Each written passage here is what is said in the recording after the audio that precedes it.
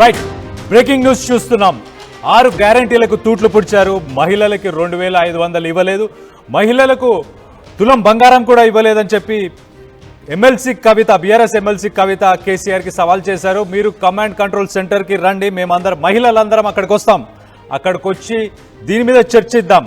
పదే పదే కేసీఆర్ని అసెంబ్లీకి రావాలని సీఎం రంకలేస్తున్నారు కదా, దానికి బదులుగా ఆమె ఈ సమాధానం ఇచ్చారు. దీనికి సంబంధించి ఆమె ఏం మాట్లాడారు అనేది ఒక్కసారి చూద్దాం.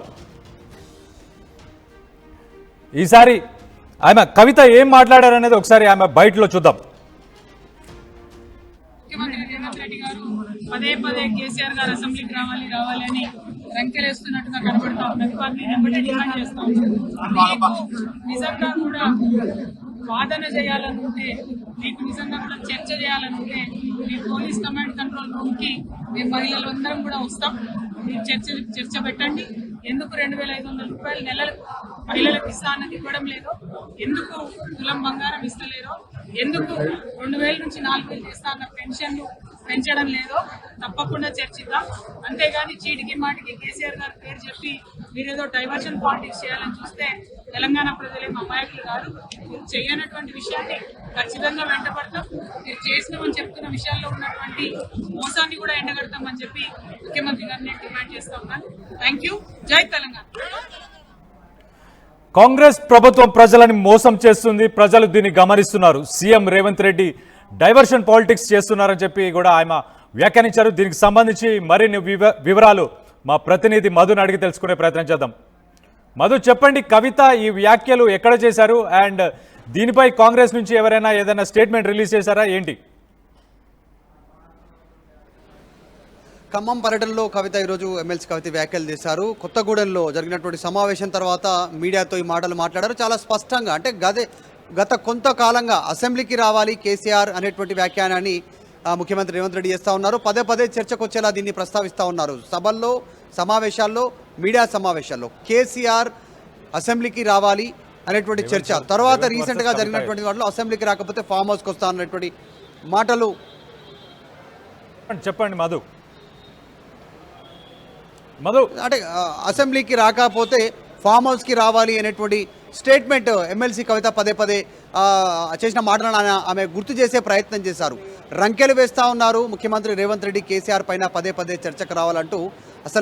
అసలైన 6 గ్యారంటీల అమలు విషయంలో మిమ్మల్ని నిలదీయడానికి వస్తాము కమాండ్ కంట్రోల్ సెంటర్కి అనేటువంటి స్టేట్మెంట్ చేశారు. పెద్ద ఎత్తున మహిళలందరం వస్తాము, మహిళలకు ఇస్తామన్నటువంటి 2500 నెలలకు ఇస్తామన్న ఆ డబ్బులు ఎక్కడ పోయాయి అనేటువంటిది అక్కడికి వచ్చి మీతో చర్చిస్తామనేటువంటి స్టేట్మెంట్ చేశారు. షాదీ ముబారక్, కళ్యాణ లక్ష్మి పేరిట ఇస్తానటువంటి తులం బంగారం ఎటుపోయింది, అది ఎందుకు ఇవ్వట్లేదు అనేటువంటిది క్వశ్చన్ చేస్తాం. పెన్షన్ పెంచుతామన్న పెన్షన్ ఎందుకు పెంచట్లేదు అనేటువంటి అంశాన్ని అక్కడ మీతో చర్చిస్తాం. మహిళలందరూ వస్తాం, పెద్ద ఎత్తున మహిళలని సమాయత్తం చేస్తూ ఉన్నాం తెలంగాణ జాగృతి పేరిట.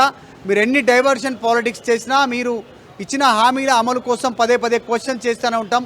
కావాలనే కేసీఆర్ అసెంబ్లీకి రావాలనో, లేకుంటే చర్చ చేద్దామనో, ఫామ్ హౌస్కి వస్తామనేటువంటిది ఒక డైవర్షన్ చేసే ప్రయత్నం ముఖ్యమంత్రి రేవంత్ రెడ్డి చేస్తూ ఉన్నారు. ముఖ్యమంత్రి రేవంత్ రెడ్డికి ఒక బిరుదిస్తున్నామంటూ కవిత సంచలన కామెంట్ చేస్తాం. అవినీతి చక్రవర్తి, అసమర్థ పాలన చేస్తున్నటువంటి చక్రవర్తి అనేటువంటి పేరు ఇస్తున్నాం. అసమర్థ పాలన కింద ముఖ్యమంత్రి రేవంత్ రెడ్డికి అంటూ ఒక సంచలన స్టేట్మెంట్ చేశారు. నిజంగా ఇది కాంగ్రెస్ పార్టీని కాస్త డిఫెన్స్లో పడేసేలాంటి ఒక అంశంగా, ఎందుకంటే పదే పదే కేసీఆర్ అంశాన్ని ముఖ్యమంత్రి రేవంత్ రెడ్డి కాంగ్రెస్ తెరపైకి తెస్తూ ఉంది. అసెంబ్లీకి రావాలని, చర్చకు రావాలని, చర్చలు పట్టుబడదామనేటువంటిది కాళేశ్వరం అంశంలో కానీ, గతంలో అప్పుల విషయంలో కానీ, ఇలా అనేక అంశాల్లో. కాబట్టి దీనికి కౌంటర్ ఇచ్చే ప్రయత్నం ఎమ్మెల్సీ కవిత చేశారు.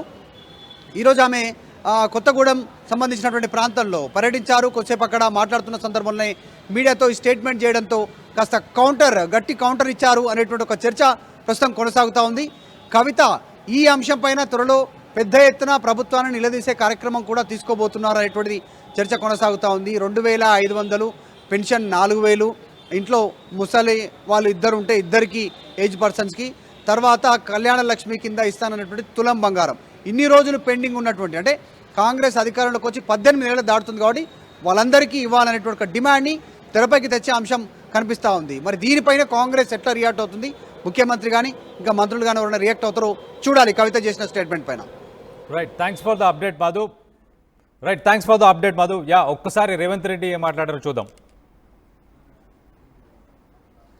ఎప్పుడో ఎక్కడికైనా వస్తా, ఎక్కడికైనా రామాట, ఎక్కడికి వద్దు స్వామి, ఎర్రవల్లి ఫామ్ హౌస్కు నేనే మా మంత్రుల బృందాన్ని పంపిస్తా, ఏం ప్రాబ్లం లేదు.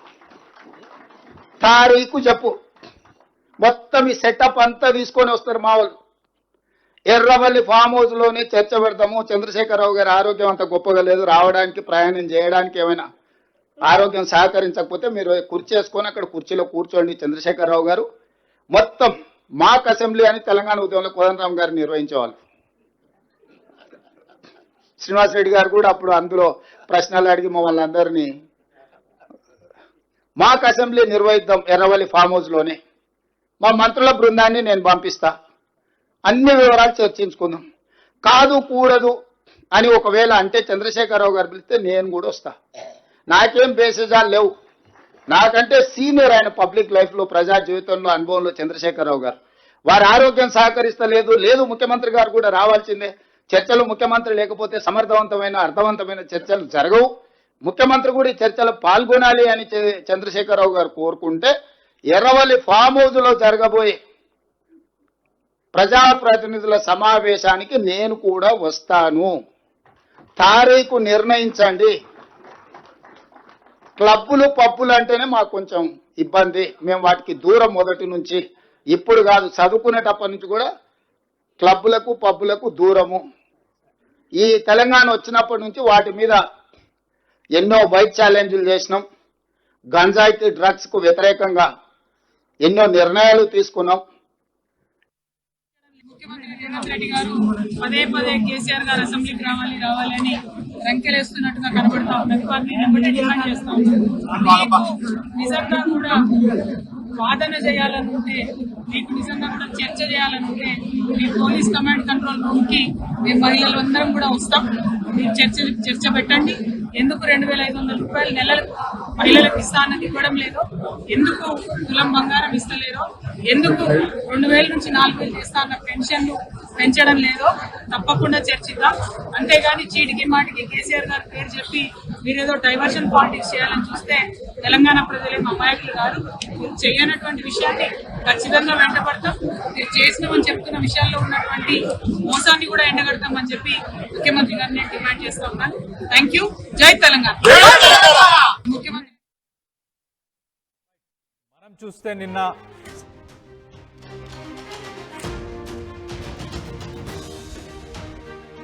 చూస్తే నిన్న సీఎం రేవంత్ రెడ్డి ఏదైతే వ్యాఖ్యానించారో, ఫామ్ హౌస్కి మా మంత్రులందరినీ పంపిస్తా, అవసరం ఉంటే నేను కూడా వస్తా, ఈ సెటప్ అంతా అక్కడ పెడతాము, మనం ఏ అంశం మీద కావాలంటే ఆ అంశం మీద ఖచ్చితంగా చర్చిద్దామని చెప్పి ఆయన సవాల్ విసిరారు.